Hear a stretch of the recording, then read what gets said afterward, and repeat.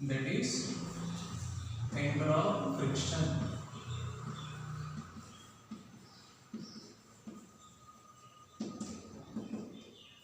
Angle of friction को हम represent करेंगे विद द लेटर थीटा। है क्या है बेसिकली एंगल ऑफ फ्रिक्शन। मान लेते हैं मेरे पास ये सरफेस है, इस सरफेस के ऊपर क्या है, ये वाली बॉडी लाई करेगी।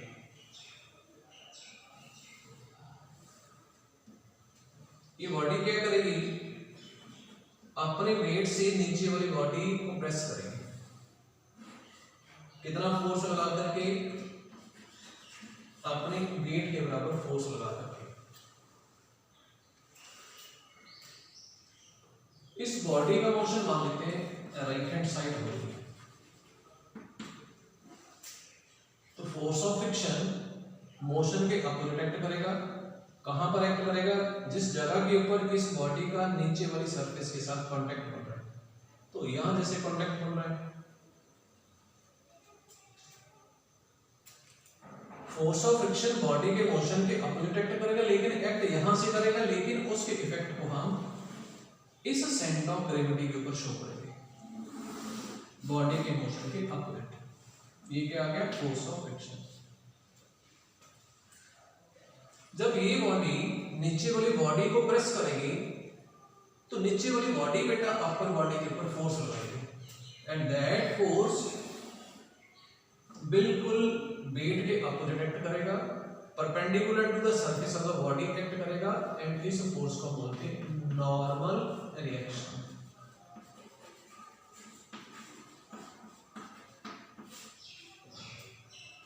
Late us say this is the point O, force of friction act कर रहा है O से A, नॉर्मल रिएक्शन एक्ट कर रहा है O से B। Force of friction and normal reaction का जो रिजल्टेंट होगा, मान लेते हैं वो एक्ट कर रहा है O से C। वो क्यों एक्ट करेगा along O से C? Because force of friction is a force, normal reaction is a force, force these are the vector quantity, and वो vector का रिजल्टेंट दिया जाता है with the help of parallelogram by the diagonal of the parallelogram. So that's why this is a diagonal. ये वाली जो पैराग्राम दिख रही है, उस पैराग्राम का ये डायगोनल होगा, और ये देंगे हमें normal reaction and force of friction का resultant. Normal reaction and force of friction का जो रिजल्टेंट है, ये कितनी एंगल बनाएगी विद द नॉर्मल रिएक्शन, उस एंगल को हम बोलते हैं एंगल ऑफ फ्रिक्शन। तो एंगल ऑफ फ्रिक्शन बेसिकली इस word angle of friction is the angle that resulted that normal reaction can make with the resultant of normal reaction and the force of friction. So according to this diagram we will sort out the value of what this angle theta. Diagram के according अगर ये parallelogram है तो ये और ये equal होंगे, तो इस थीटा एंगल वाली राइट एंगल के लिए क्या आएगा, tan थीटा ये होगी परपेंडिकुलर होगी BC ओवर बेस OB के बराबर होगा। तो tan थीटा ये आएगी perpendicular BC is what, that is equal to R, sorry that is equal to OA, basis OB। तो tan थीटा की वैल्यू कितनी आ जाएगी, OA that is force of friction F, and what about OB, that is a normal reaction. This is the result for what, tan theta, that is for angle of friction. Now let us define second term, that is angle of repose, and we will see force of friction, sorry angle of friction and angle of repose ये दोनों equal होंगे, और वही हमें prove करना है कि for given surface force of friction, sorry angle of friction and angle of repose are always equal. मान लेते हैं ये सरफेस है और ये इंक्लाइन प्लेन, कितना एंगल बना रही है, दिस हॉरिजॉन्टल से दिस एंगल इज थीटा। इस इंक्लाइन प्लेन के ऊपर मान लेते हैं सेम mg वेट वाली बॉडी लगाएंगे। ये बॉडी क्या करेगी, अपने वेट के बराबर फोर्स लगाएगी वर्टिकली डाउनवर्ड। तो ये इंक्लाइन प्लेन क्या करेगा, बॉडी ने क्या किया, इंक्लाइन प्लेन के ऊपर अपने वेट के बराबर फोर्स लगाया वर्टिकली डाउनवर्ड। अगर इस बॉडी ने इंक्लाइन प्लेन पे लगाया तो इंक्लाइन प्लेन बॉडी के ऊपर बिल्कुल परपेंडिकुलर फोर्स लगाएगा, and that force is known as normal action. Why normal, because it is always perpendicular to the surface.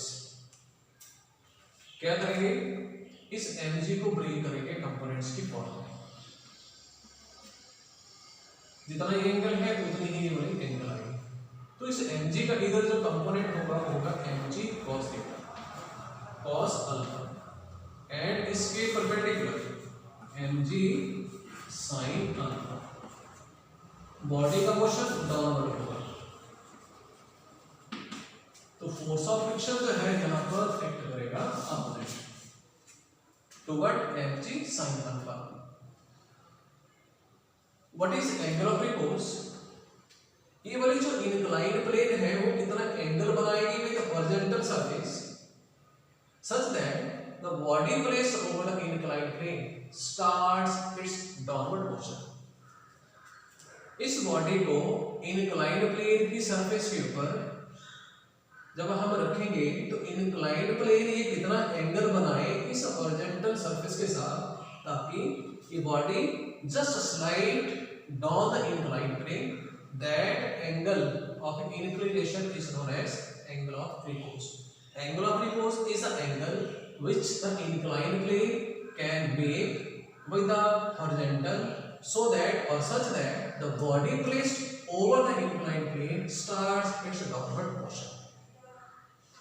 तो होगा क्या, जब बॉडी यूनिफॉर्मली आएगी एट दैट स्टेज क्या होगा, ये फोर्स ऑफ फ्रिक्शन जो है it will be equal to mg sin alpha, क्योंकि mg sin alpha force of friction के अपोजिट होता है। तो जब बॉडी यूनिफॉर्मली मूव करेगी, स्लाइड करेगी down to the inclined plane, तो ये दोनों एक दूसरे को बैलेंस करेंगे।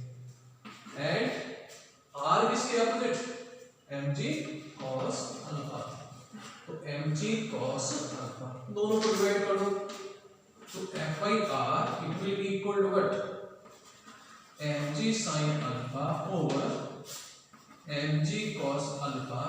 तो ये तो कैंसिल हो जाएंगे, तो f/r की वैल्यू कितनी आ गई is equal to tan alpha। Let it be equation number 2।